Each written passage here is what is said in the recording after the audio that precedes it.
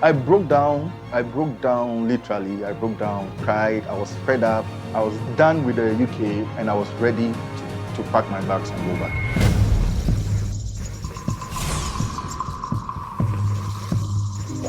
From the cheers and goodbyes to the roaring airplane engines, it's pretty easy to get caught up in the excitement, but then reality sets in. The weather, language, dialect, racial differences and intolerance, these factors make integrating as a black minority in Europe an uphill task. I remember my kids and I and my wife had to go to look for a job. On our way, just before we get to the interview that I had to go to, our car nearly burnt down. Smoke started coming out of the car.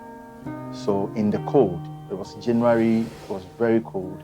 My kids, 2 kids, 3 and 1 were in the car.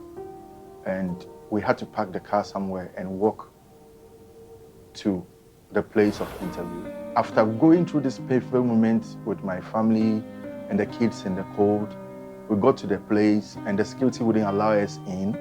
I went in alone and lo and behold, the interviewers refused to even talk to me because I haven't received my card from the immigration authorities. I broke down literally, I broke down, cried, I was fed up, I was done. I couldn't imagine my family going through this because of me. My kids were in the cold. My wife was shattered. I could look her in the face and I could see that she was disappointed.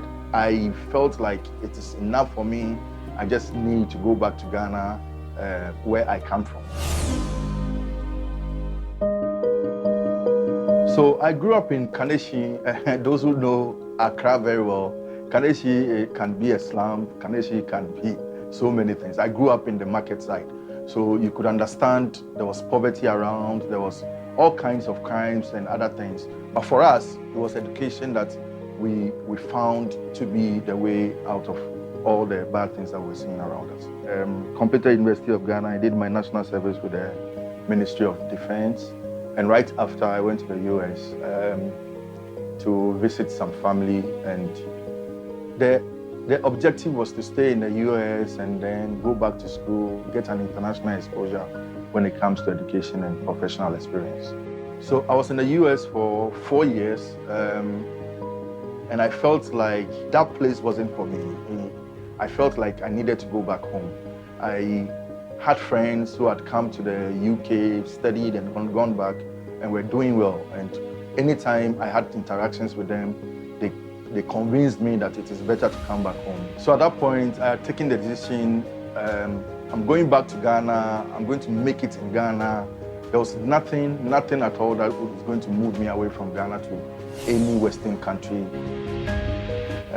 Lo and behold, I met my wife, who had lived here in the UK for a while, came back to visit family, and then we met. So the interesting story is that when my first boy was born, because of that decision I had taken,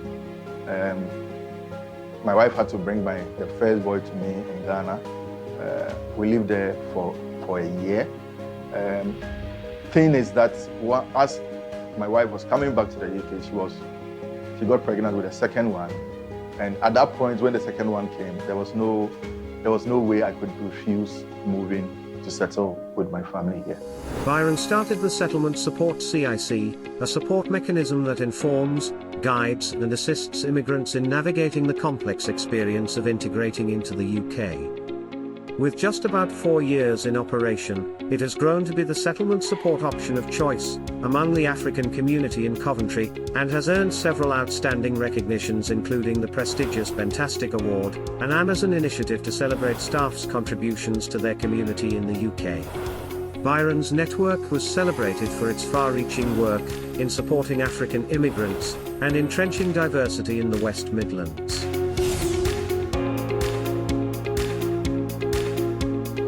One of the things that I did when I came is to visit the job center, obviously to process my documents, national insurance number, and then also to look for a job. at that point at the job center, having challenges with some of the things that I had to do. So I started thinking about other people also.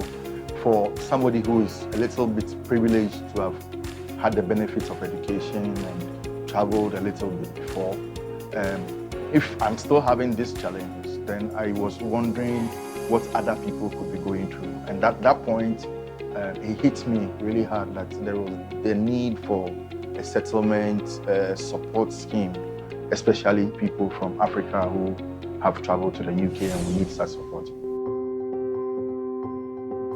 When I started thinking about how to support people, I spoke to Kofi. I call him Practical Kofi.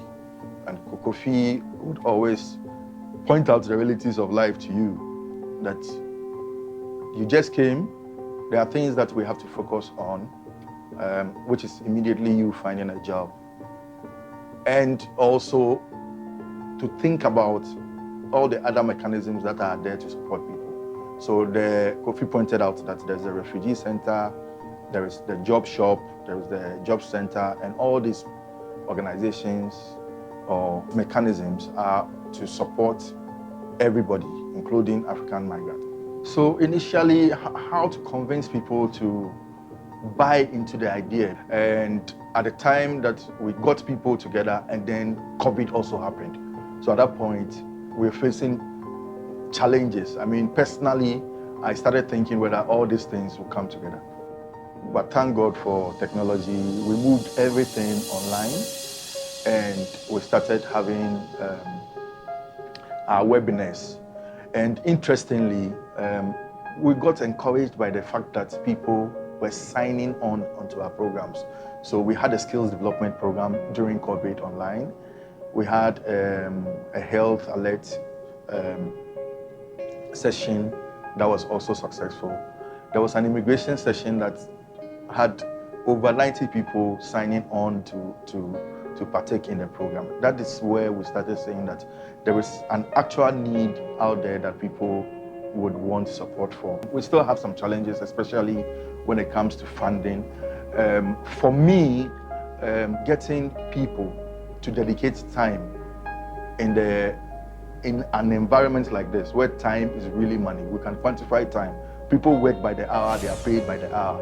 So funding is really a challenge. The quality of people that have bought into the concept as it started. And there's the passion for people to support, and the various skill sets of the people. There are people from IT, HR, medicine, and this story is not my story. It is the story of the people who have come together, agreed that there's the need to support people. Well, we recognize that the sky is not even the limit for us. We have to go beyond the sky. And it is looking very positive. For instance, we are having discussions with the Coventry University to start a Girls in STEM program. So we'll be supporting girls from Nigeria and Ghana to come to study science, technology, engineering, or maths program. And when they finish, the idea is for them to come up with a proposal that will help the university and also to support the community where they are coming from in any part of Africa. So for us, there are things that are happening. We have a donations program. As of now, we have about 10, 11 projects that are running concurrently. What started as a token, a simple idea has galvanized a team of experts with the objective to entrench diversity and help their community reap its benefits.